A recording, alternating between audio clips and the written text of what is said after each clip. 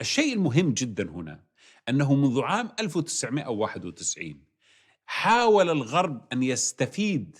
من أوكرانيا بأن يشاغل روسيا أو أن يخلق منطقة عازلة مع روسيا. فبالنسبة له أوكرانيا وكذلك جورجيا أصبحتا المكان الذي يشاغلون فيه روسيا، محاولين أن يمنعوا روسيا من العودة إلى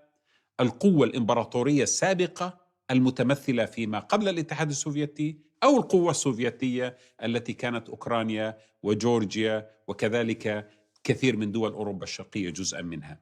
ومن هنا برأيي أن الغرب دائما كان ينظر إلى الخارطة ويقول أوكرانيا هذه ينبغي أن تبقى معلقة بوهم الانضمام إلى الاتحاد الأوروبي وإلى الناتو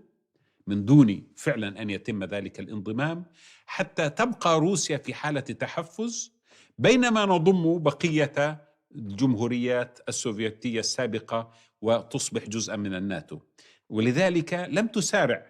الدول الغربية إلى ضم أوكرانيا لأنها تعرف حساسية هذا الموقف بالنسبة لها، وإن كانت تستخدم دائما كشماعة لكي تخيف فيه روسيا وتحاول أيضا أن تجتذب فيه النخبة الأوكرانية باتجاهها.